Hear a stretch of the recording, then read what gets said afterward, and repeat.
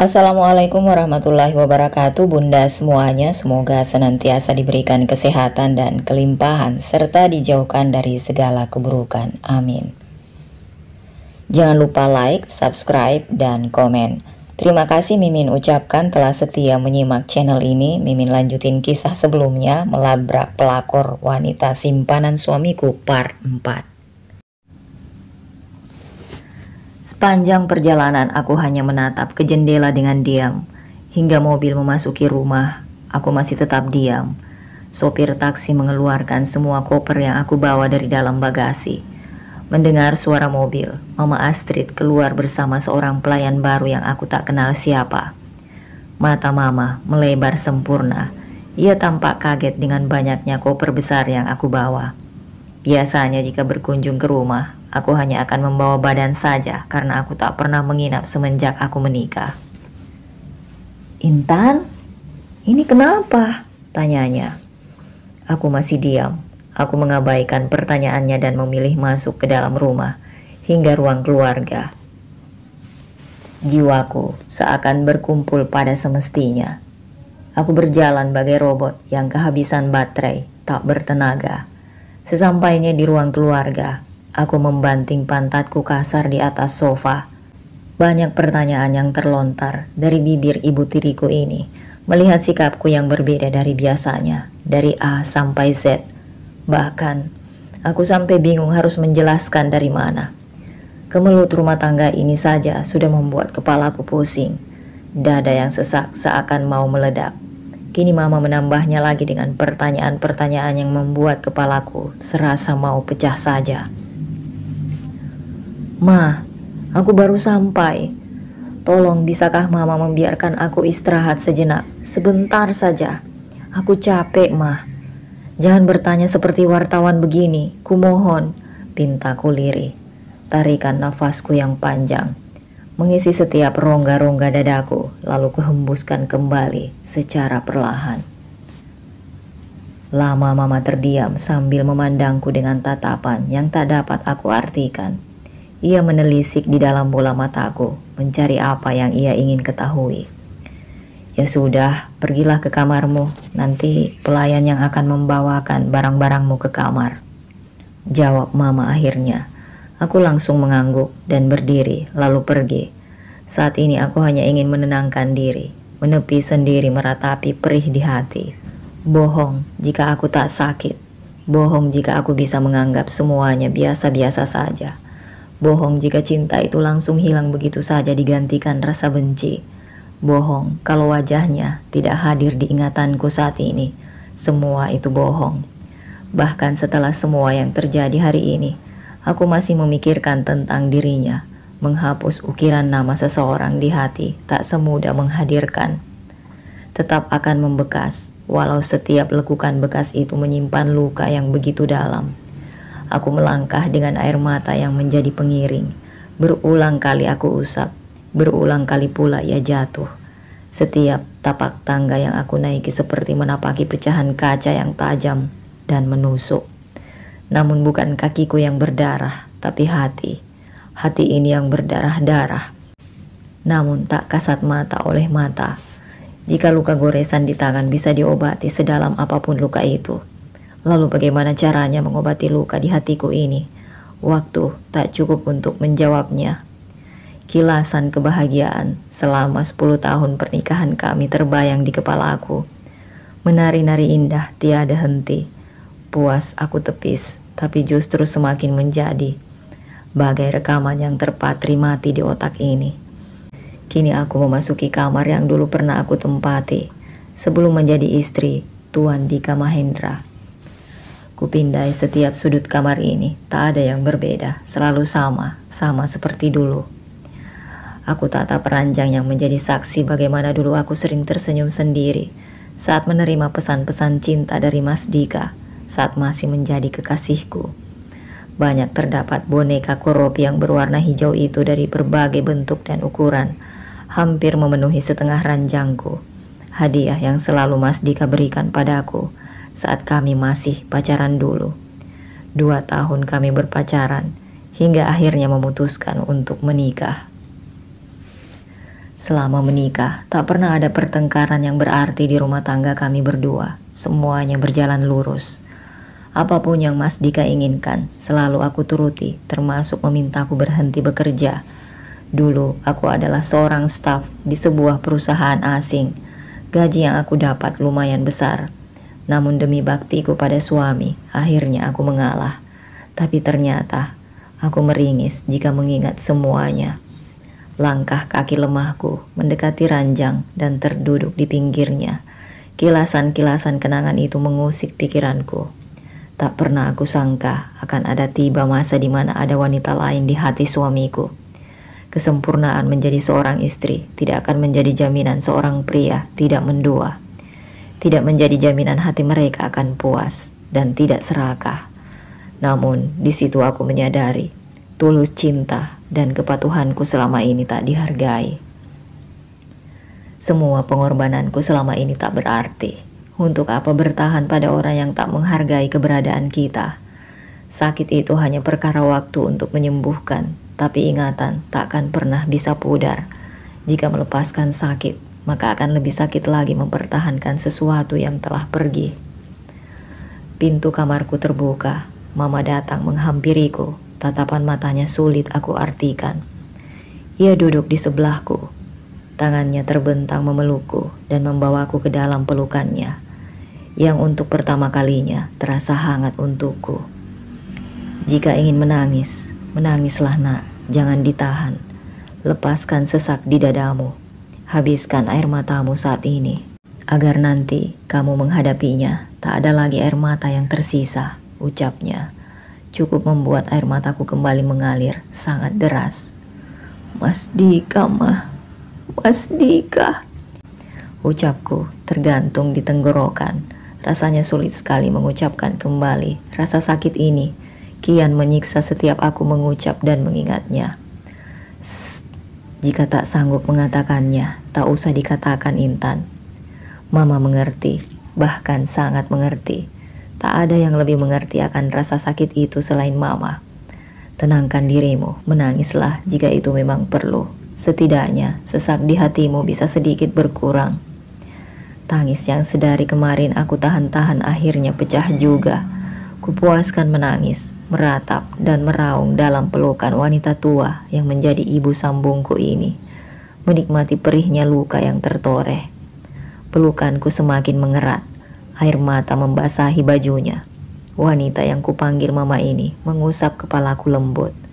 Kasih sayang seorang ibu yang selama ini selalu aku rindukan. Hal yang tak terduga bisa aku dapat saat pulang ke rumah dalam keadaan seperti ini. Aku pikir saat pulang ke rumah, aku hanya ingin menangis seorang diri. Aku begitu gengsi menunjukkan air mataku pada orang lain. Padahal sesungguhnya hatikulah yang paling rapuh di sini. Jadi aku pikir jika aku pulang, tak akan ada yang peduli pada aku di rumah ini. Namun aku salah, orang yang selama ini aku pikir tidak peduli. Justru pelukannya lah saat ini menjadi tempat aku menangis. Sedang orang yang sangat aku percaya, selalu bersikap manis dan romantis, justru ialah orang yang menorehkan luka yang paling dalam. Oh Tuhan, tolonglah. Rasa sakit ini begitu menyiksa, aku tak sanggup. Astaghfirullahalazim, astagfirullah. Sementara itu Dika, jangan harap kamu bisa berpisah dariku, Intan. Aku punya harta, aku punya kekuasaan. Aku bisa mempertahankan pernikahan ini. Bukti yang kamu miliki hanya akan menjadi selembar kertas yang tiada arti. Teriakku begitu lantang. Nafasku naik turun menggebu-gebu. Teleponku lalu bergetar.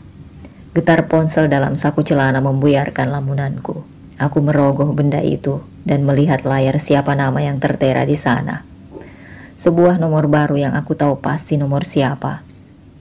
Aku tak pernah menyimpan nomor Sukma di ponsel, melainkan di dalam otakku. Aku juga selalu menghapus setiap panggilan masuk dan panggilan keluar dari nomor ini. Tapi entah kenapa, Intan masih saja bisa tahu tentang perselingkuhanku itu. Padahal semua sudah aku tutupi secara rapi, kecuali kecerobohanku waktu itu. Bisa-bisanya kado yang aku berikan untuk Intan ketukar dengan kado milik Sukma. Panggilan dari Sukma terus masuk ke dalam ponselku.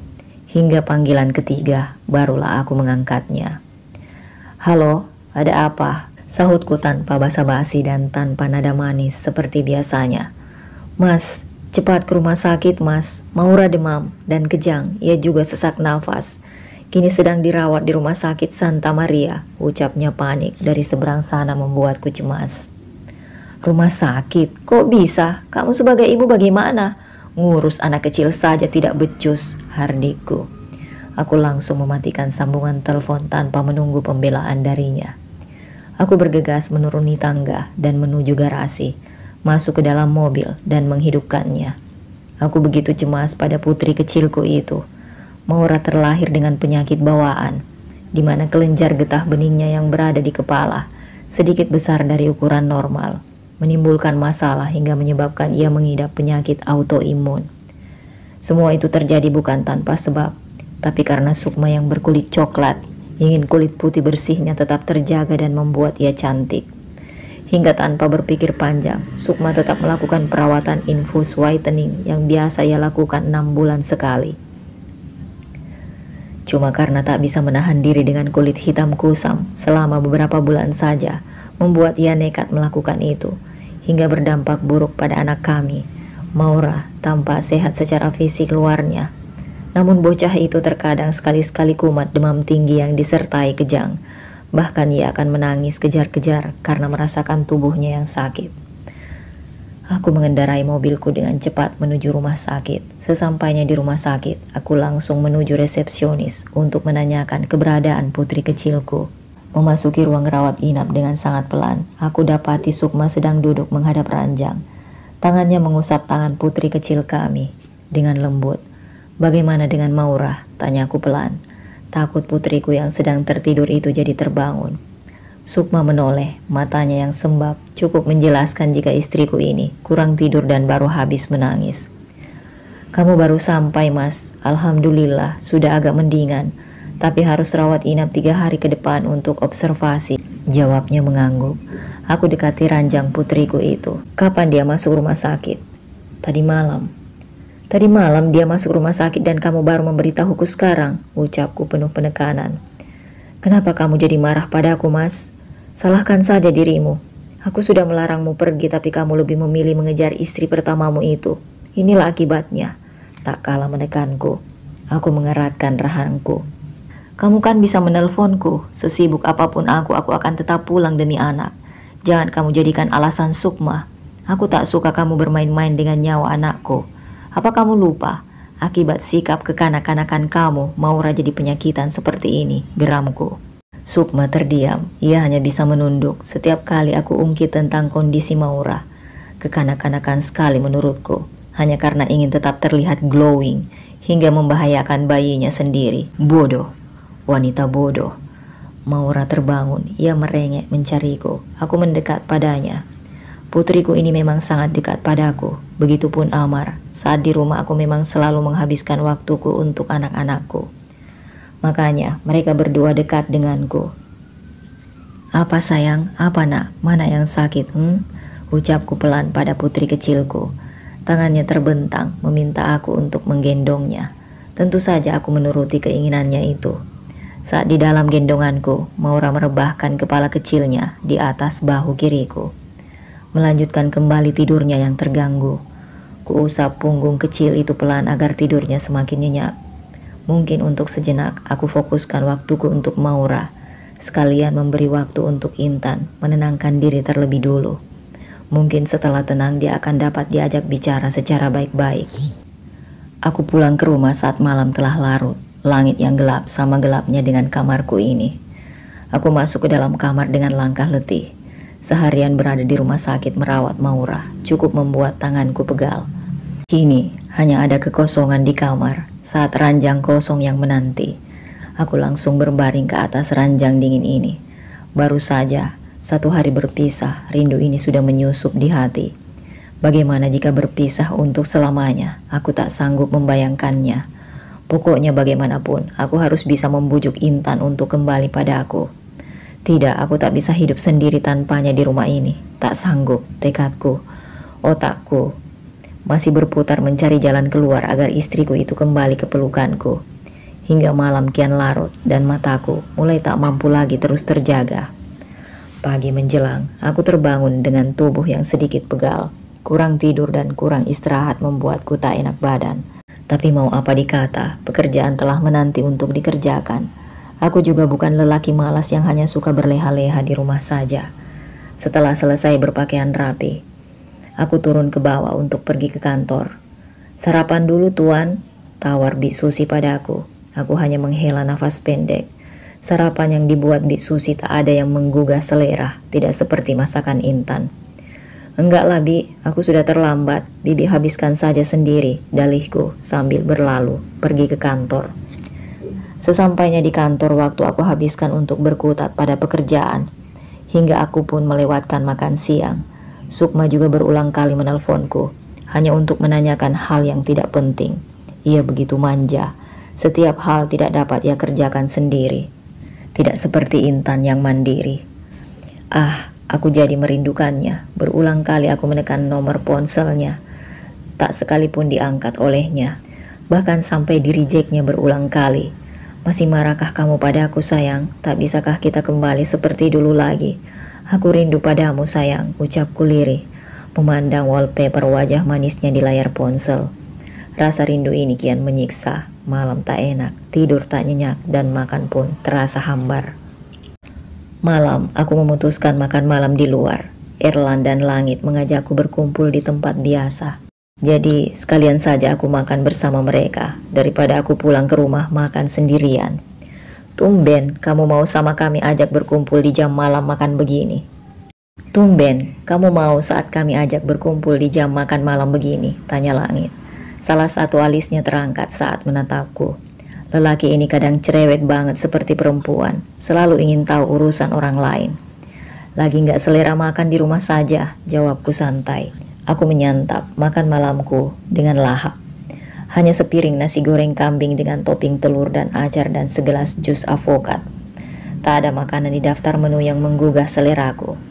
Biasanya aku hanya akan pesan cemilan dan minuman saja, karena sudah kenyang makan masakan Intan di rumah. "Bilang aja lagi nggak ada Intan di rumah. Makanya lu makan di sini sampai lapar gitu aku lihat. Lu kan mana mau makan masakan Sukma, nggak enak," celutuk Erlan membuatku tersedak. Aku mengambil air putih di hadapanku, menenggaknya sedikit demi sedikit. Tenggorokanku yang seret langsung plong, namun perutku pun juga terasa langsung kenyang. "Nggak ada di rumah, memangnya kemana? Bukannya Intan tak pernah tak ada di rumah jika malam?" desak Langit menyelidik. "Minggat bro, mereka kan lagi di ambang perceraian karena tuh Kucrut ketahuan punya bini lagi." Aku tersentak kaget mendengar ucapan Erlan. Bagaimana ia bisa tahu tentang perihal rumah tanggaku, sedangkan Intan saja tak kenal dengan istrinya? "Jangan sok tahu kamu, mana mungkin aku dan Intan pisah. Intan itu cinta mati denganku," elakku. Aku tak mau jadi bahan gunjingan teman-temanku ini. "Ngasal gimana, aku lihat sendiri kok kamu bertengkar dengan Intan di rumah Sukma." Saat itu aku dan istriku lagi berkunjung ke rumah Bude yang berada 3 rumah di sebelah rumah Sukma. "Bude Asih, kamu kenal kan?" ucapnya yang membuatku tertegun. Tentu saja aku kenal Bude Asih, ia wanita yang ramah. Rumah Sukma melewati rumah Bude Asih, jadi kami saling menyapa saat berpapasan. Aku tak menyangka wanita parubaya itu adalah keluarga Erlan. Hancur sudah reputasiku. Aku melirik ke arah Langit. Ia tampak tersenyum simpul melihat deritaku, membuatku menatapnya tajam. "Aku sudah bilang jangan terlalu suka bermain api. Ada masa di mana kobaran api itu akan sulit kamu kendalikan. Dan jika itu terjadi, tak ada lagi jalan keluar. Hancur atau binasa," ucapnya sok bijak. Umurnya saja lebih muda 1 tahun dariku, tapi kata-katanya seolah dia yang lebih dulu merasakan asam garam lebih banyak dariku. "Halah, jomblo tahu apa. Lagi pula kami tak akan bercerai. Aku tahu Intan tak akan berani menuntut cerai dariku. Bisa apa dia tanpa uang bulanan dariku? Sedangkan harta gonogini tak akan aku berikan sedikit pun. Mau tak mau, dia harus ikhlas aku menikah lagi. Toh aku nikah lagi dia juga yang selalu aku manjakan. Aku yakin kok bisa berlaku adil," jawabku.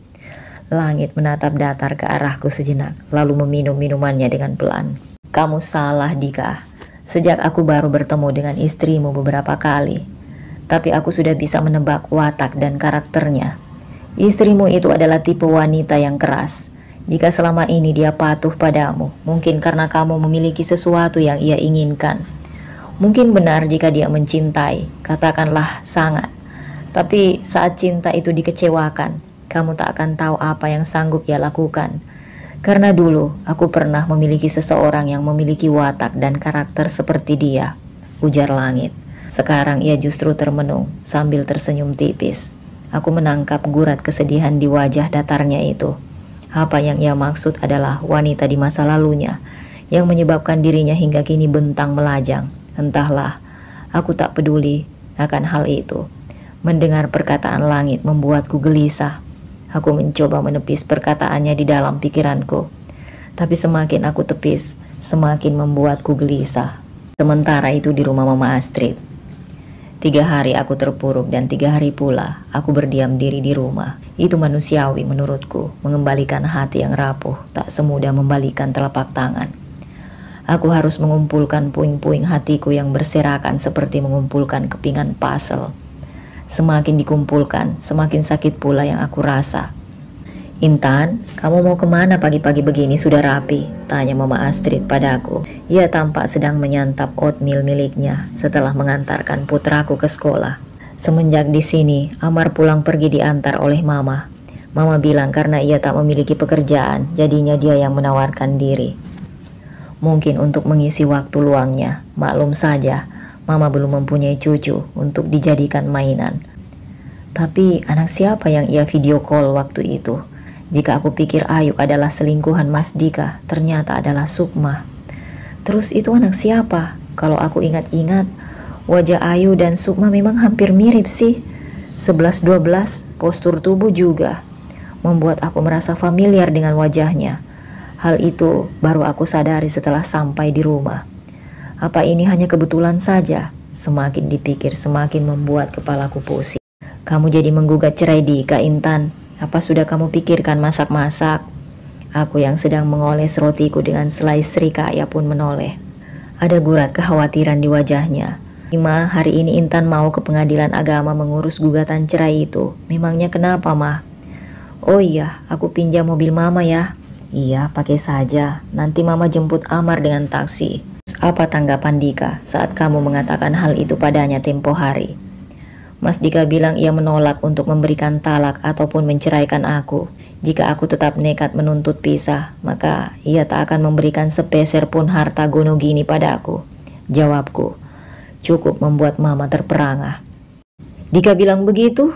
Kurang ajar sekali dia. Tak bisa gitu dong. Kamu berhak atas harta dia. Mengingat 10 tahun kalian berumah tangga. Kalaupun tak dapat setengahnya, sepertiga pun tak masalah. Toh itu untuk membiayai hidup anaknya juga. Sungut Mama yang sebenarnya ia tujukan pada Mas Dika.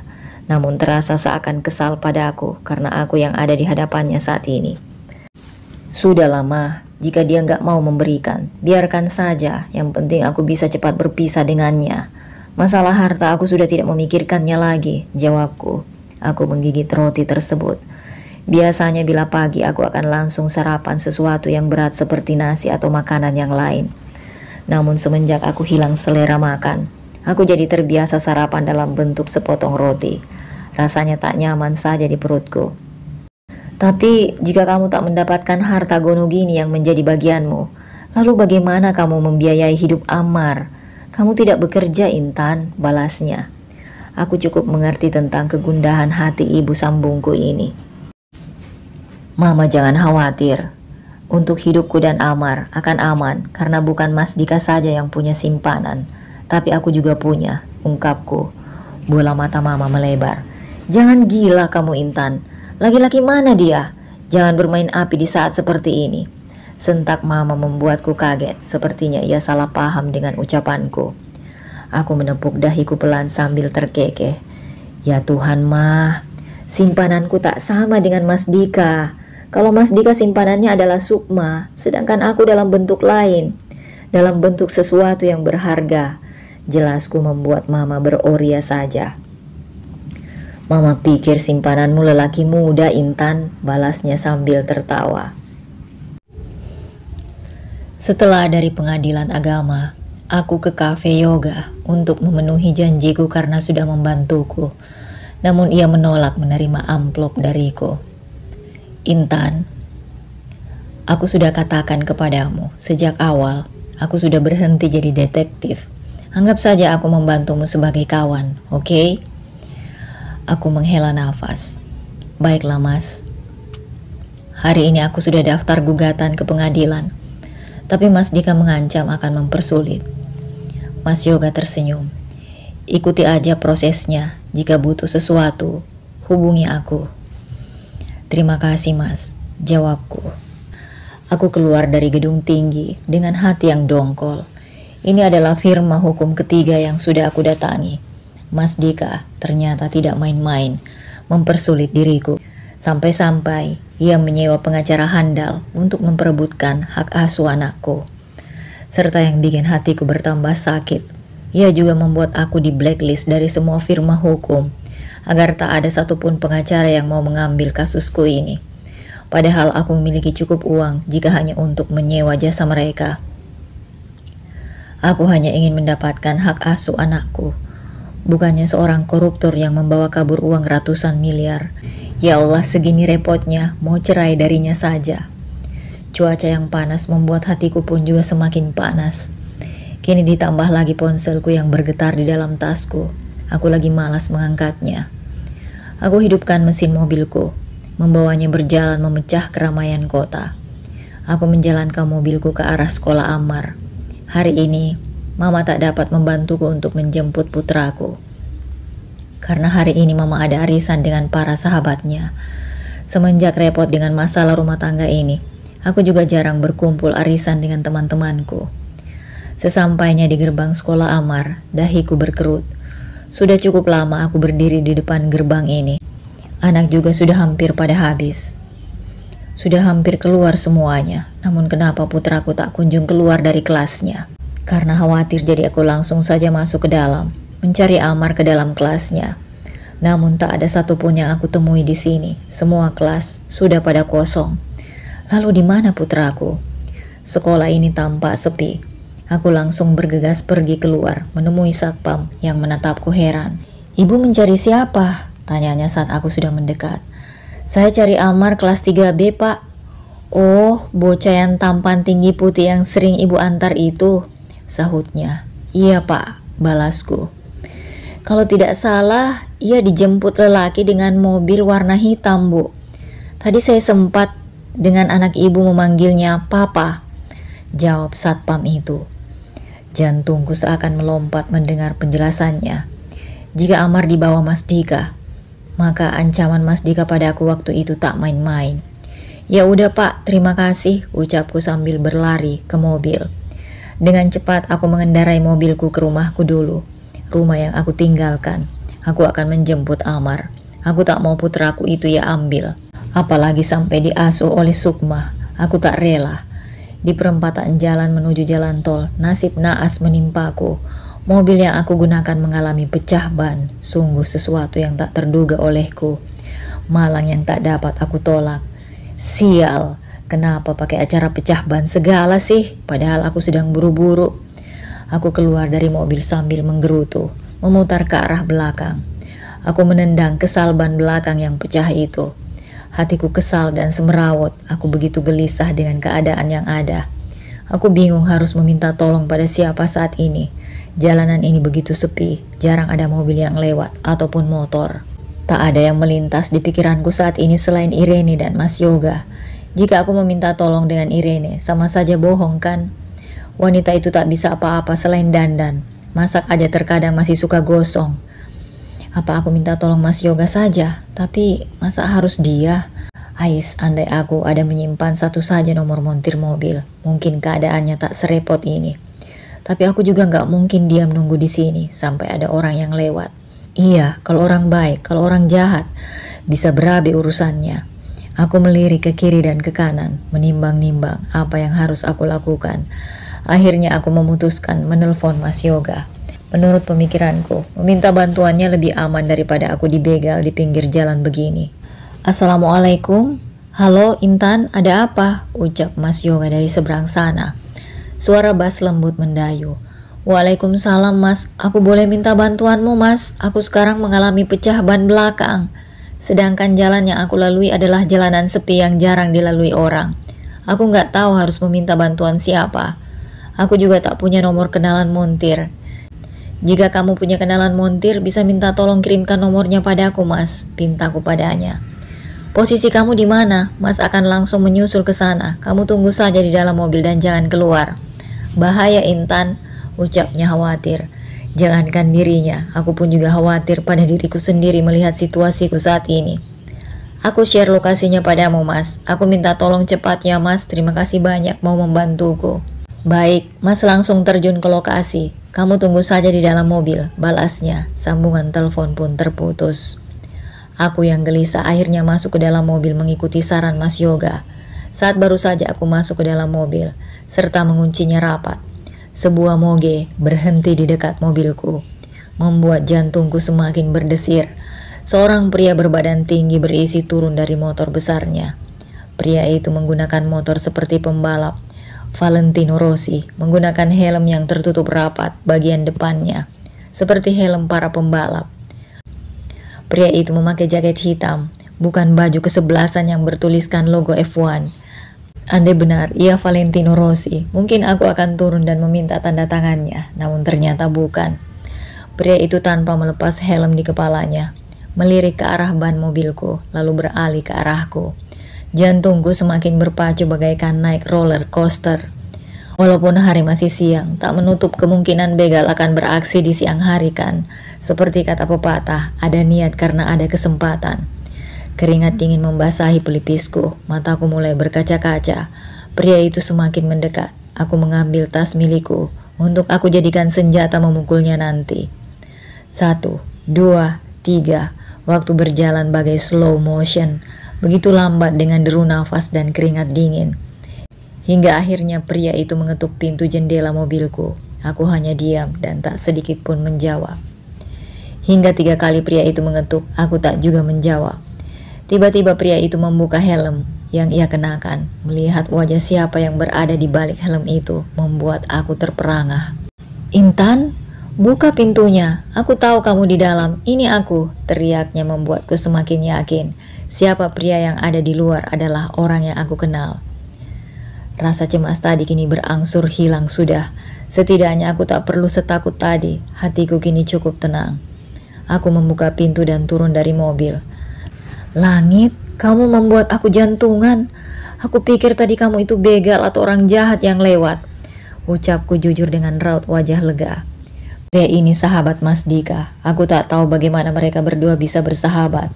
Dari yang aku ketahui dari Mas Dika, Langit bekerja di perusahaan yang sama dengannya. Sebagai karyawan biasa, aneh kan? Anak seorang pemilik perusahaan besar justru memilih menjadi karyawan biasa saat ia mampu menjadi general manager atau mungkin CEO perusahaan tersebut. Aku mengenal Langit sejak dulu, sejak aku belum bertemu Mas Dika. Ada kisah masa lalu di antara kami yang tidak pernah aku ceritakan pada suamiku. Untuk apa juga aku ceritakan jika pada akhirnya hanya akan jadi masalah. Masa lalu biar saja menjadi masa lalu. Toh aku hidup tidak untuk masa lalu, tapi masa kini dan masa depan. Lagi pula aku juga sudah tidak berhubungan dengannya. Jadi tak ada yang perlu dikhawatirkan.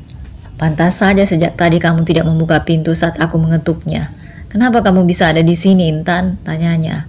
Langit meletakkan helm yang ia gunakan di atas kap bagian depan mobilku, lalu kembali menatapku. Aku mau kembali ke rumah. Jalan ini lebih cepat dibandingkan jalan biasa. Namun naasnya, seperti yang kamu lihat, bannya pecah dan aku nggak punya keahlian mengganti ban serep seorang diri, jawabku. Mataku menghindar dari tatapan pria itu, yang menatapku begitu dalam. Aku tak dapat mengartikan arti tatapan itu, mungkin tatapan kaget karena bertemu teman lama. Aku dan Langit dulu pernah berpacaran selama 2 tahun. Waktu itu hubungan kami dimulai saat aku masih kuliah semester 1, sedangkan dia mahasiswa semester akhir. Mungkin karena kesibukan kami masing-masing, hubungan kami merenggang hingga berakhir pada kata putus. Lebih tepatnya, aku yang memutuskan dirinya. Aku tak suka dikhianati, dan saat itu aku memergoki langit sedang berciuman dengan wanita lain. Sakit, tentu saja sakit, tanpa menunggu penjelasannya dan tanpa pikir panjang karena terbawa emosi. Aku langsung saja meminta putus, hingga kami hilang kontak karena ia berangkat ke luar negeri untuk menemui orang tuanya yang sedang sakit. Di luar negeri, pria ini masih sempat menghubungiku lewat email, namun sekalipun tak pernah aku gubris. Hingga akhirnya aku melabuhkan hatiku pada Mas Dika dan memutuskan untuk menikah dengannya. "Apa mobilmu ada kunci-kunci lengkap?" ucapnya, membuyarkan lamunanku akan masa lalu. "Ada, tapi tak perlu repot-repot. Soalnya aku sudah menelpon seseorang untuk membantuku." Tolakku halus, aku tak mau berhutang budi padanya. "Tapi orangnya belum datang kan, Intan? Jadi biar aku membantumu," pintanya. Aku menatap wajahnya sekilas. Senyum itu begitu mengusikku. Lama tak bertemu, ia tambah dewasa dan tampan saja. "Tapi di mana kamu menyimpan kunci-kuncinya, Intan?" desaknya padaku. Langit tetaplah langit, tetap pemaksa dan keras kepala seperti dulu. Daripada aku berdebat dengannya, aku lebih memilih untuk membuka bagasi belakang dan memberikan kotak yang berisi perkakas montir lengkap padanya. Setelah menerima alat itu, pria tinggi yang masih jomblo saat ini memulai kegiatannya, membuka kotak itu, dan mengambil dongkrak mini yang ada di dalamnya. Mulailah ia melakukan aksinya menjadi montir ganteng dadakan. Aku menatap pria yang sedang bekerja itu dengan diam. Aku bingung, kenapa di usianya yang sudah sangat matang ini masih betah menyendiri. Aku mengetahui ceritanya sekilas dari Mas Dika. Terkadang sepulang kantor, Mas Dika bercerita padaku tentang apa yang ia alami di kantor. Tentang betapa kesalnya ia pada partner kerjanya yang bernama Langit. Awalnya aku mengira Langit yang ia maksud adalah Langit yang lain. Bukankah nama langit di dunia ini tidak hanya satu? Hingga suatu hari ada kejadian di mana Mas Dika lupa membawa berkas penting miliknya yang tertinggal di atas meja. Akhirnya aku mengantar berkas itu hingga ke kantornya. Dari situlah aku tahu jika langit yang selalu membuat Mas Dika jengkel adalah langit yang sama. Langit yang pernah hadir dalam kisah masa laluku. "Apa kamu sekarang jadi suka melamun, Intan?" Aku tersentak kaget. "Ah, apa?" Aku tak sadar jika sejak tadi aku menjadi suka melamun. Kisah masa lalu sedang berputar di memori otakku. "Apa sudah selesai? Aku terima kasih banyak ya. Kalau nggak ada kamu, aku tak tahu akan bagaimana. Makasih banget ya," ucapku tak enak hati. Aku meletakkan kembali di bagasi semua perkakas yang tadi ia gunakan serta ban yang telah pecah tadi. Aku beranjak ke dalam mobil, mengambil sebotol kecil air mineral yang selalu aku sediakan di mobil, serta sebuah handuk kecil yang bersih. "Ini, lap dulu keringatmu dan minumlah." Langit menerima apa yang aku berikan padanya. Ia mengelap keringatnya yang bercucuran dan menenggak air yang ada di dalam botol itu hingga tandas. "Apa kabar, Intan? Sudah lama sekali kita tidak bertemu," ucapnya basa-basi memulai obrolan kami. Aku sebenarnya enggan meladeni karena tak ingin mengungkit-ungkit kisah lama. "Baik, bagaimana denganmu? Kenapa kamu bisa ada di sini?" "Aku kebetulan lewat sini, rumahku juga tak jauh dari sini," jawabnya yang aku tanggapi dengan ber-o saja. "Kamu nggak kerja?" "Aku cuti hari ini, Intan." "Untung aku cuti, jadi bisa bertemu kamu di sini," jawabnya. Senyum manis tergambar di bibirnya, membuat wanita manapun akan meleleh melihatnya. Namun kenapa tidak menikah juga? Apa tak ada satupun wanita yang ia suka? Atau dia malah punya kelainan? Sebenarnya pertanyaan itu yang ingin terlontar dari mulutku. Saat kami masih dalam suasana berbincang canggung, sebuah mobil putih mendekat. "Intan, kamu tak apa-apa? Maaf mas sedikit terlambat, jalannya macet banget di jam siang begini," ucap Mas Yoga. Aku tersenyum menyambut kehadirannya. "Nggak apa-apa mas, tapi urusan ban pecahnya sudah clear kok. Tadi aku ketemu teman lama," ucapku pada Mas Yoga sambil menunjukkan keberadaan Langit padanya. "Oh ya mas, kenalkan ini Langit, dan Langit ini Mas Yoga," ucapku ramah memperkenalkan mereka berdua secara bergantian. Mereka saling berjabat tangan. Mereka berdua menatap tajam satu sama lain, membuat bulu kuduku meremang. Apa mereka berdua sudah saling kenal? Apa ada dendam di antara mereka yang tidak aku ketahui?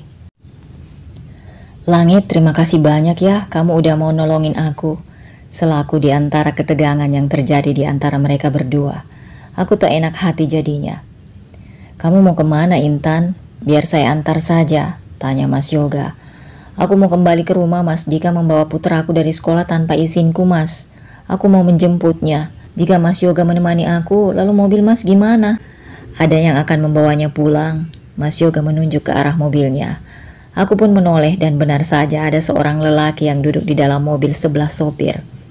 Aku tak memperhatikan keberadaan pria tersebut. "Dika membawa anakmu, bukannya dia ayahnya?" "Memangnya masalah?" tanya Langit. Sudut matanya memicing menatap ke arahku. Apa pria ini tak mendengar kabar rencana perceraianku, atau ia sedang ingin memastikan sesuatu? "Mas Dika mengancam akan mengambil hak asuh Amar dariku. Tentu aku tak mau itu terjadi," jelasku. "Dia bahkan memboikot aku, hingga beberapa pengacara menolak menangani kasusku." Sambungku lagi. "Aku punya kenalan seorang pengacara yang hebat. Aku yakin ia bisa memenangkan kasusmu untuk mengambil hak asuh Amar." Mataku langsung berbinar mendengar ucapannya. "Benarkah? Bisa minta nomornya, biar aku menghubunginya langsung." "Bagaimana jika aku yang mengantarmu langsung menemuinya?" tawar Langit. Aku melirik ke arah Mas Yoga. Wajah pria itu tampak tak suka. Tentu aku tak bisa mengabaikannya begitu saja, walau bagaimanapun aku yang meminta ia datang ke sini. "Bagaimana kalau nomornya saja, biar aku yang datang menemuinya langsung?" "Bisa, tapi tak enak jika kamu yang langsung pergi sendiri ke sana. Berikan nomormu. Aku akan menghubungimu dan mengajak kamu bertemu dengannya langsung." Tanpa pikir panjang, aku langsung memberikan nomor pada Langit. "Apa sudah pembahasan kalian? Ayo Intan, kita pergi. Jika masalah pengacara kamu tak perlu khawatir. Aku juga seorang pengacara. Aku bisa memenangkan hak asuh itu untukmu." Selama Mas Yoga membuat aku terkejut. Sepengetahuanku, Mas Yoga hanyalah seorang pemilik kafe yang dulunya adalah seorang detektif swasta yang pernah menyamar jadi wartawan. Aku tak menyangka ia juga seorang pengacara. Aku menatap lelaki yang ada di sebelahku ini dengan tatapan takjub. Ia begitu banyak kejutan, seperti lautan yang tak pernah bisa diukur kedalamannya. "Wah, hebat. Anda bekerja di firma hukum mana, kalau boleh saya tahu?" tanya Langit. Ia memicingkan matanya. Menyelidik, sudut bibir Mas Yoga tertarik tipis. Ia mengeluarkan dompet yang ada di saku celananya, mengeluarkan satu buah kartu nama. Sekilas aku melihat dalam kartu nama itu, Mas Yoga tertulis lengkap dengan titel yang ia sandang. Langit menerimanya dengan wajah datar. "Ya udah Mas, ayo kita berangkat, nanti keburu sore." "Langit, terima kasih banyak ya," ucapku. Aku memberikan kunci mobilku pada Mas Yoga. Orang suruhan Mas Yoga pun juga pergi meninggalkan kami lebih dulu. Tak ada dalam pikiranku saat ini selain anakku itu. Siapapun yang akan menangani tuntutan hak asuh ini, aku tak peduli. Yang terpenting bagiku saat ini, putraku bisa terus bersamaku. Mobilku melaju kencang membelah keramaian kota. Hatiku cemas bertemu dengan Mas Dika. Aku cemas entah pertengkaran seperti apa lagi yang akan terjadi di antara kami. "Mas, kamu tunggu di sini saja ya, biar aku yang ke dalam. Gak enak kalau kamu ikut masuk." "Baiklah, tapi berikan dulu ponselmu padaku." Aku yang sedikit bingung, namun tetap memberikan apa yang ia pinta. Mas Yoga menyetel nomor ponselnya di ponselku menjadi nomor darurat. "Sudah, nanti kalau ada sesuatu kamu langsung tekan nomor 1. Biar Mas langsung masuk membantumu." Mas Yoga memberikan ponselku kembali. "Terima kasih Mas," ucapku. Aku bergegas menuju ke dalam rumah. Bik Susi membukakan pintu untukku. Ia tersenyum ramah padaku. Tapi aku justru mencelos begitu saja, tak memperdulikannya. Biar saja, aku tak sudi berbasa-basi pada orang munafik seperti dia. Aku berjalan tergepoh-gepoh menuju kamar Amar. Aku begitu yakin putraku berada di sana, karena biasanya ia memang selalu ada di kamar untuk bermain game. Anakku memang jarang main keluar rumah. Sepulang sekolah ia banyak menghabiskan waktunya di kamar, belajar, tidur, dan bermain game saja. "Amar, Amar sayang, kamu di mana nak?" seruku sambil membuka pintu kamarnya. Mataku memindai setiap sudut ruangan, mencari keberadaannya yang tak tertangkap oleh mata. Hening mencekam, aku melangkahkan kaki memasuki kamar. Pintu kamar Amar yang tadi tertutup kini terbuka. Aku menoleh, mataku menyipit melihat kehadiran Mas Dika. "Di mana putraku? Lancang sekali kamu menjemputnya tanpa meminta izin terlebih dahulu padaku," sentakku penuh emosi. Setiap melihat wajah lelaki yang akan menjadi mantan suamiku ini, aku selalu mudah terbawa emosi. Mas Dika sumber emosiku saat ini. Aku pernah mencintainya begitu menggila, namun rasa sakit yang dia berikan membuat rasa sayangku menjadi kebencian yang meluap-luap. Mas Dika menyeringai. Ia mengunci pintu kamar Amar, lalu kunci tersebut ia kantongi. Ia berbalik menatapku dari bawah hingga atas, matanya dipenuhi kabut gairah. Aku tersentak kaget. Sayang, baru beberapa minggu tak melihatku, kamu semakin cantik saja. Aku kangen banget sama kamu, ucap Mas Dika. Ia melangkah maju selangkah demi selangkah. Aku yang merasa terancam, memundurkan langkahku. Stop Mas, kamu mau ngapain? Di mana Amar? Tanyaku. Kita masih suami istri Intan, lalu apa masalahnya jika kita melepas rindu saat ini?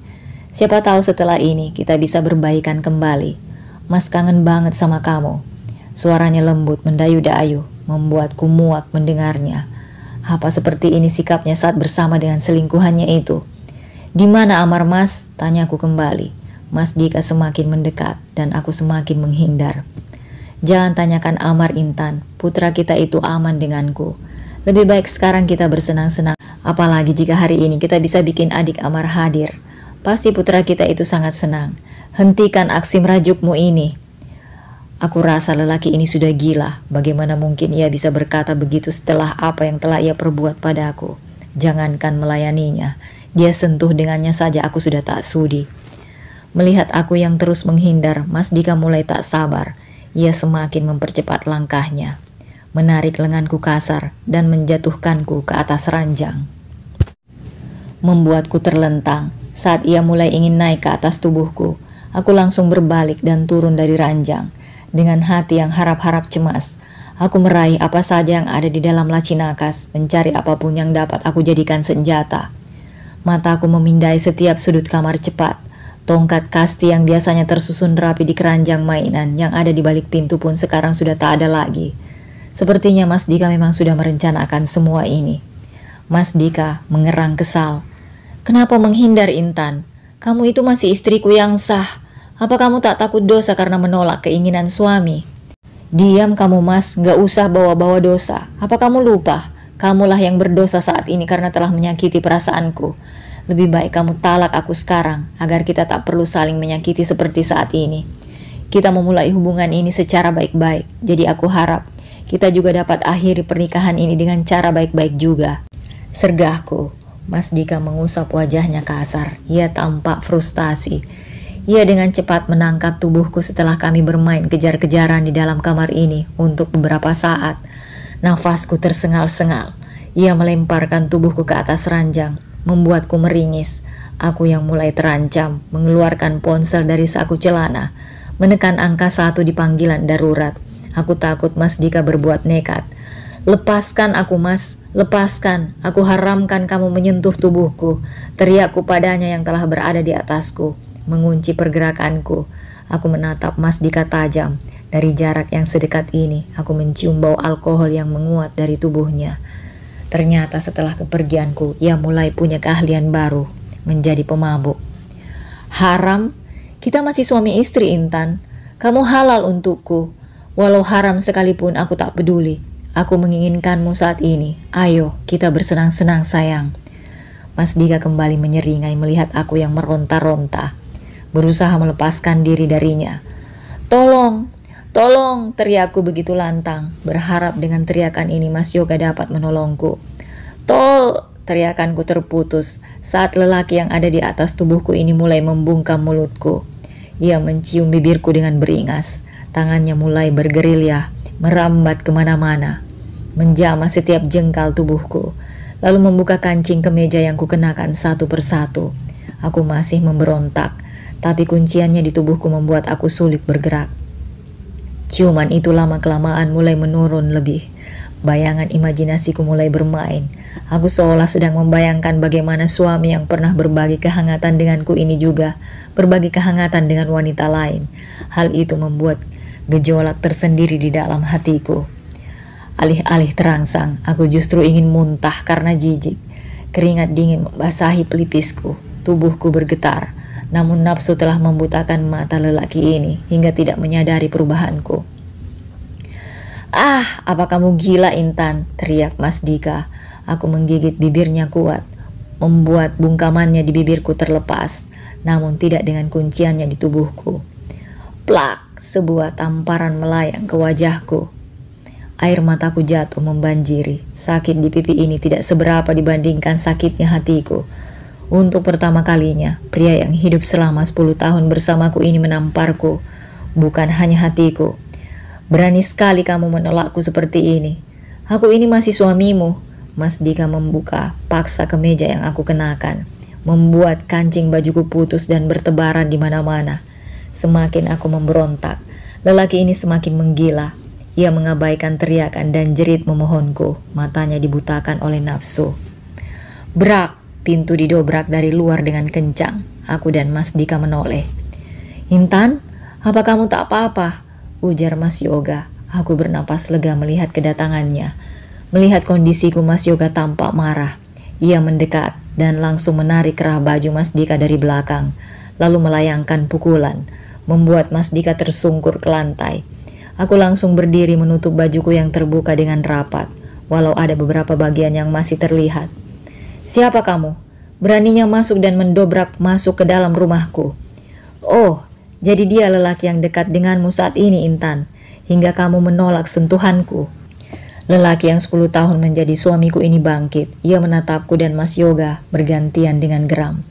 Kedua tangannya terkepal, rahangnya mengerat. Perkelahian di antara keduanya pun terlihat begitu sengit. Namun Mas Yoga lebih unggul karena Mas Dika sedikit mabuk, hingga ia tersudut di ujung tembok tak berdaya, dengan luka yang sedikit mengeluarkan darah, serta memar di sekucur tubuhnya, entah berapa botol yang ia minum di siang hari ini. "Sudahlah Intan, jangan menangis lagi. Tak perlu kamu tangisi lelaki seperti itu. Sebaiknya sekarang kamu obati dulu lukamu itu." Mas Yoga menyerahkan kotak P3K yang selalu tersedia di dalam mobilku. Kini kami berada di pinggir taman. Setelah perkelahian tadi, aku dan Mas Yoga pergi dari rumah itu dengan hati yang sulit untuk digambarkan. Sedangkan pakaianku, aku mengambil pakaian yang masih ada di lemari kamarku. Aku hanya tak menyangka saja Mas Dika akan berbuat begini pada aku. Waktu sungguh membuktikan bahwa keadaan dapat mengubah seseorang, ucapku lirih. Aku melangkahkan kakiku dengan mantap, memasuki gedung persidangan.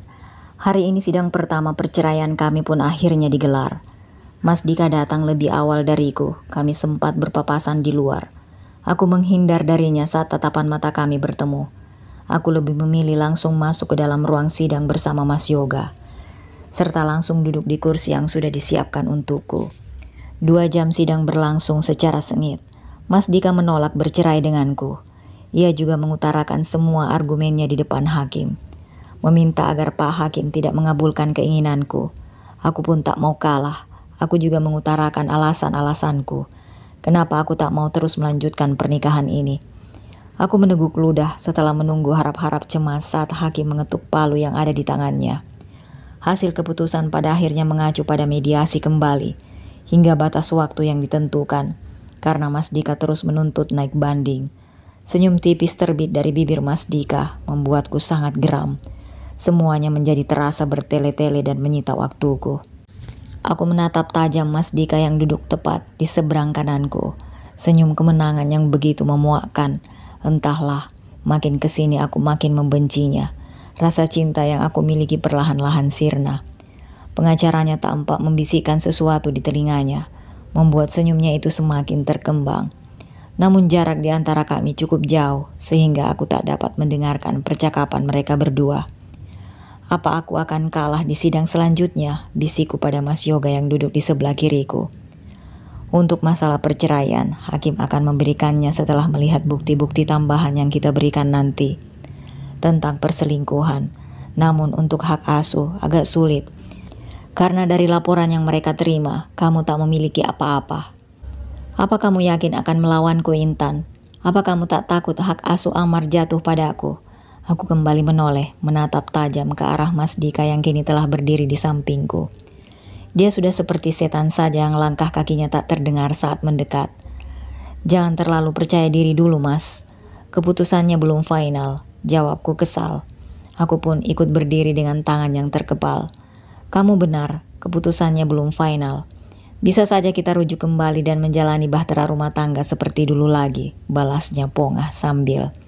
Tak ada yang dapat kembali seperti dulu, Mas. Baik rumah tangga kita, ataupun hatiku, semuanya telah hancur bersama rasa sakit yang kamu berikan padaku. Jawabku tegas. Mas Dika tersenyum tipis. Semuanya kembali seperti sedia kala, asal kamu mau menerima dan sedikit menurunkan ego di dirimu. Balasnya membuat aku ingin tertawa. Perkataannya saat ini seolah akulah yang bersalah, aku yang keras kepala, aku yang membuat pernikahan ini hancur. Ego, rasanya aku ingin memberikan sebuah piagam penghargaan pada Anda, Pak Dika. Saat Anda memilih selingkuh dengan wanita lain dan membuat istri Anda terluka, apa Anda pikir Anda tidak egois? Sekarang pun Anda juga melakukan keegoisan yang sama. Timpal Mas Yoga. Mas Dika dan aku pun menoleh. Aku sangat setuju dengan apa yang diucapkannya. Jangan ikut campur, ini bukan urusan kamu. Kamu hanya seorang pengacara. Tolong jaga batasan Anda, hardik Mas Dika penuh amarah. Namun Mas Yoga justru menatapnya seakan menantang. Aku mulai bingung. Suasana gedung perceraian sudah sepi sekali, hanya ada kami berempat di sini. Ketegangan di antara mereka berdua kian terasa. Sebaiknya kita pergi saja dari sini, Dika. Tahan emosimu. Hasil dari persidangan sudah pasti kita yang akan memenangkannya, ucap pengacara Mas Dika. Akan aku pastikan kamu tak akan menang, Mas. Kita lihat saja sayang, ejek Mas Dika. Senyum sinisnya begitu meremehkan dan berlalu pergi. Aku mencelos, tak habis pikir dengan dirinya yang begitu yakin sekali jika dia akan menang dariku. Kutatap kepergian Mas Dika dengan hati yang begitu dongkol. Apa kamu masih mencintainya? Tanya Mas Yoga padaku. Aku pun menoleh. Apa? Kamu mendengar dengan jelas pertanyaanku, Intan. Ujarnya membuat aku menghela nafas. Aku merindukan putraku, Mas. Sudah beberapa minggu ini aku tak bertemu dengannya. Bahkan menghubunginya pun aku tak dapat. Aku sudah mencari ke rumahnya dan rumah Sukma, namun tak kunjung ketemu. Entah di mana Mas Dika menyembunyikan putraku itu. Di sekolahnya? Tanya Mas Yoga. Ada, tapi Mas Dika menyuruh orang untuk mengawasi aku agar tak bertemu dengan putraku sendiri. Aku sudah seperti seorang tahanan yang tak diperbolehkan bertemu dengan buah hatiku sendiri, ucapku lirih.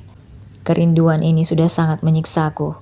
Aku sanggup tak memiliki uang ataupun merasa lapar, tapi menahan bertemu putraku membuat dadaku sesak.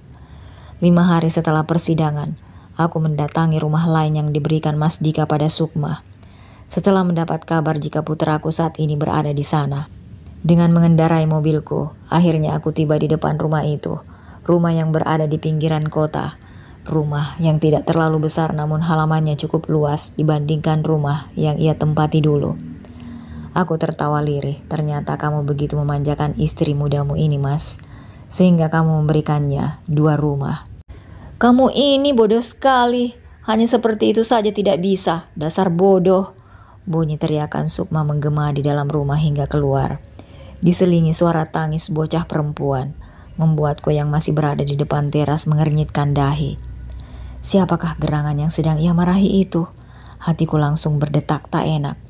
Aku berjalan mendekat secara perlahan, lebih tepatnya mengendap-endap. Dasar bodoh, lihat itu, gara-gara kamu anak saya nangis. Kamu ya, rasakan ini. Suara bentakan Sukma kembali menggema. Dari suaranya ia tampak kesal sekali. Aku semakin mendekat. Aku mulai melangkahkan kakiku masuk ke dalam. Kebetulan pintu depan sedang terbuka lebar. Plak, mataku terbelalak kaget. Darahku berdesir, naik ke ubun-ubun. Hatiku sesak. Nyeri dan remuk redam melihat apa yang ada di hadapanku saat ini. Amar, ujarku. Putra belahan jiwaku itu menatap ke arahku dengan air mata yang berlinang.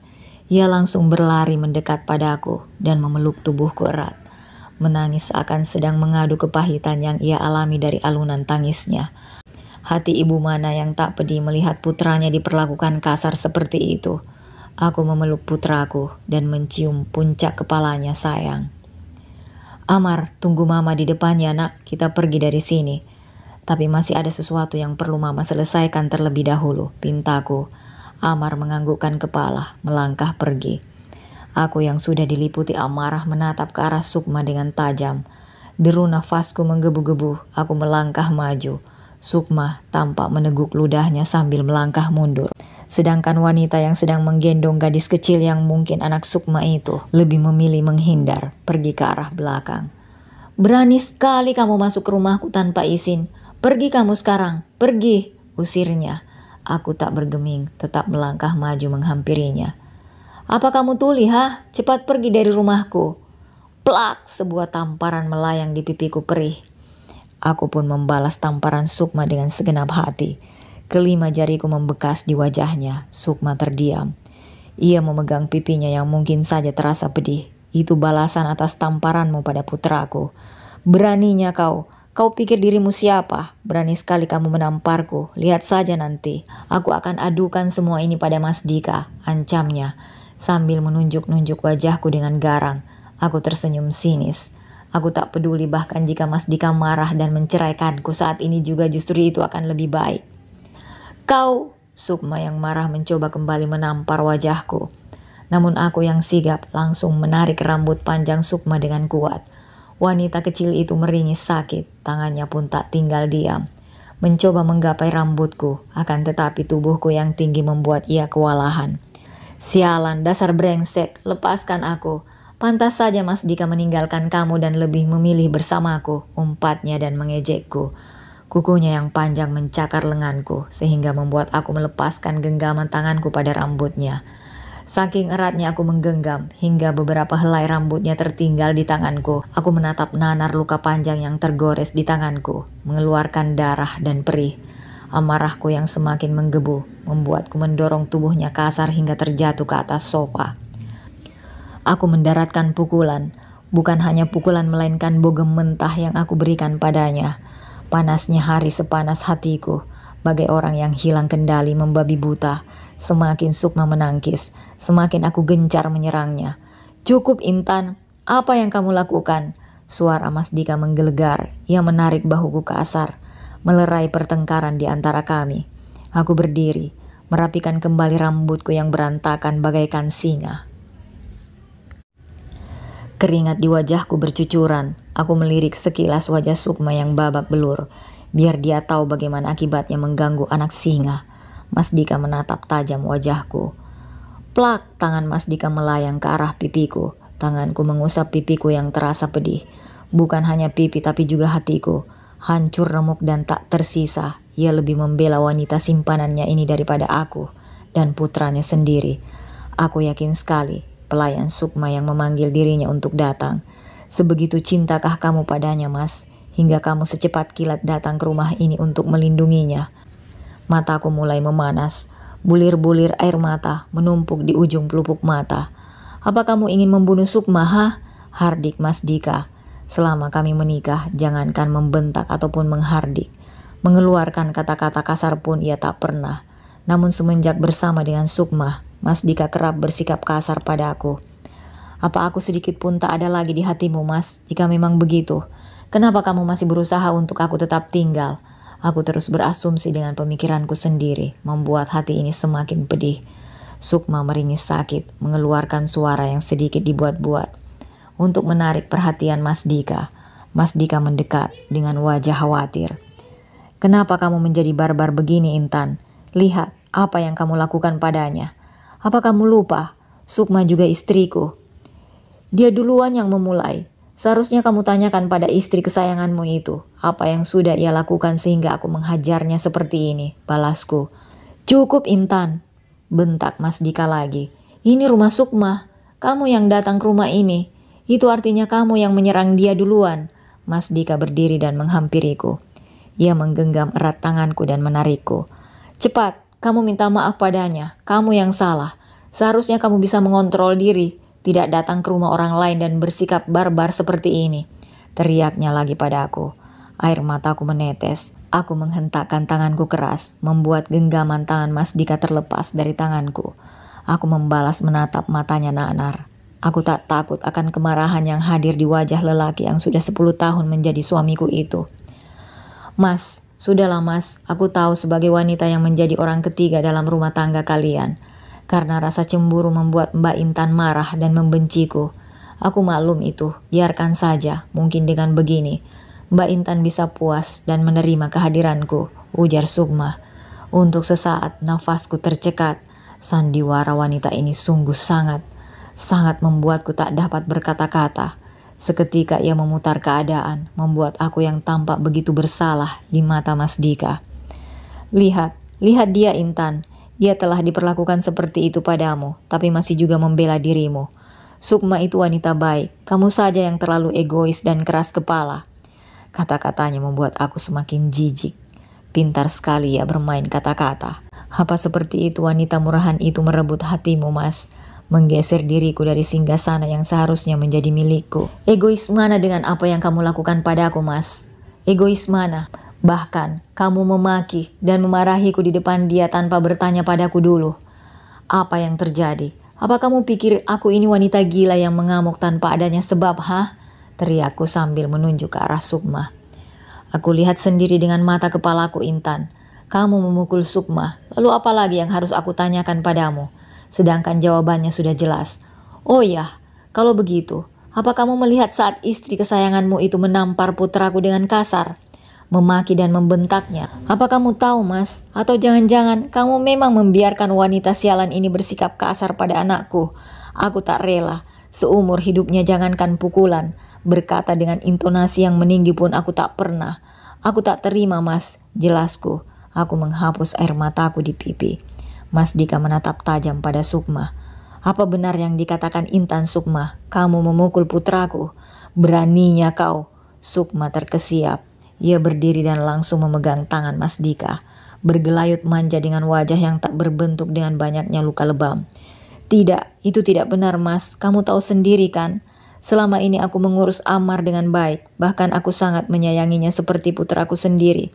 Mana mungkin aku bersikap kasar, apalagi sampai memukulnya. Aku tak berani. Mbak Intan fitnah aku, Mas, jawab Sukma berbohong dan memotong ucapan Mas Dika. Begitu pintarnya rubah betina ini memainkan perannya. Jika pelakor tidak memiliki mulut manis serta banyak wajah, mana mungkin ia bisa merebut suami orang lain. Membuat suamiku begitu dengan mudahnya, melupakan keberadaanku dan putraku itu di hatinya. Aku tahu Mbak Intan itu cemburu padaku. Makanya ia begitu membenciku. Tapi jangan fitnah aku seperti ini di depan suami kita, Mbak. Aku menghormatimu sebagai istri pertama. Jadi tolong terima aku sebagai yang kedua. Astaghfirullahalazim, ya Allah. Dalam keadaan apa engkau menciptakan makhluk yang ada di hadapanku ini? Mulutnya bahkan lebih berbisa dari seekor ular kobra. Beraninya kau berbohong dan memfitnah dengan kata-kata rendahan itu. Memang sekali wanita murahan. Tetap saja wanita murahan yang hanya bisa mengandalkan membuka paha pada suami orang lain. Kamu hanya... Cukup, Intan. Tak pantas kamu menghina Sukma seperti itu, potong Mas Dika. Kedua tanganku terkepal erat, gigiku gemerutuk. Ingin sekali aku menelan bulat-bulat kedua manusia yang ada di hadapanku ini. Kalian yang tak pantas, terutama dirimu, Mas. Kamu tak pantas menjadi suami dan ayah dari anakku. Jika waktu dapat diputar, aku tak ingin mengenalmu. Aku menyesal. Tanpa menunggu balasan dari Mas Dika, aku menghentakkan kakiku melangkah pergi meninggalkan kedua pasangan yang sangat serasi itu. Satu pelakor murahan dan satu lagi pria bodoh. Sesampainya di teras, aku tak menemui keberadaan putraku. Mataku mengitari halaman cepat. Saat mataku melihat siluet bayangan Amar di dalam mobil, aku bernafas lega. Tentu saja aku langsung bergegas menuju mobil, masuk dan menghidupkan mesin. Intan, tunggu. Kita harus bicara dulu. Kamu tak bisa pergi begitu saja setelah kekacauan ini. Turun dari mobil, Intan. Sekarang, ini perintah, teriaknya. Ia terus menggedor-gedor kaca mobil yang aku kunci dengan rapat. Setelah apa yang sudah kamu lakukan padaku dan putraku, Mas, sekarang kamu justru memintaku mendengarkan penjelasan omong kosongmu itu. Takkan pernah terjadi, Mas. Aku menginjak kopling, memasukkan gigi dan menginjak gas, membawa mobilku melaju meninggalkan dirinya yang terus mengejar dan menggedor-gedor pintu. Sekilas aku melihat para tetangga yang kepo mulai mengintip. Semakin lama laju mobilku semakin kencang, membuat Mas Dika tak lagi mampu mengejar mobilku. Air mata di pipi ini kembali hadir membasahi. Sekeras apapun hati ini, aku tetaplah seorang wanita. Hati mana yang tak akan pedih jika dihadapkan pada posisi yang sedang aku alami, bertahan sakit, pergi justru terasa perih. Sebelum kepercayaan dirimu aku hancurkan hingga sedemikian rupa, Mas, tak ada kata maaf untuk seorang pengkhianat. Lagi-lagi persidangan ini berjalan dengan sangat menegangkan. Tak ada satupun yang mau mengalah, baik dari pihak Mas Dika sebagai tergugat, maupun dari pihakku yang menggugat dirinya. Masing-masing kami tak ada sedikit pun menyinggung harta Gonogini, melainkan hak asuh Amar yang menjadi persoalan utama. Aku tahu betul, Mas Dika begitu ngotot merebut hak asuh Amar dariku, hanyalah sebuah tameng agar aku kembali ke dalam pelukannya lagi. Buktinya, saat Amar ada bersamanya, ia tidak sungguh-sungguh merawat putraku itu. Setiap mengingat kejadian itu, hatiku kembali sakit. Begitu dalam luka yang ia torehkan, bukan hanya hatiku yang ia hancurkan, tapi jantung dan empeduku ia musnahkan. Harap semua pihak untuk tenang, ini persidangan bukan pasar. Kalian bisa mengemukakan pembelaan diri kalian satu persatu. Untuk Pak Dika, saya harap Anda sedikit menahan emosi Anda, tegur Hakim Ketua. Pasalnya Mas Dika mulai menggebrak meja di hadapannya sebagai sarana meluapkan emosi. Saat aku menekannya dengan perkataanku, 30 menit. 30 menit Pak Hakim Ketua memberikan kami waktu untuk diam sejenak sambil menunggu beliau membacakan hasil keputusannya. Seluruh tubuhku bergetar, keringat dingin mengalir di sela-sela dahi dan kedua tanganku.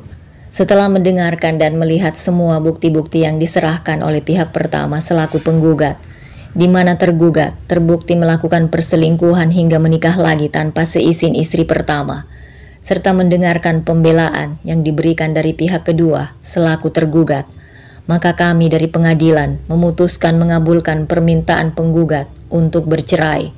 Mengenai hak asuh jatuh pada penggugat berdasarkan kompilasi hukum Islam yang tertuang pada pasal 105 Instruksi Presiden nomor 1, di mana hak asuh anak yang masih berumur di bawah 12 tahun itu jatuh pada ibunya.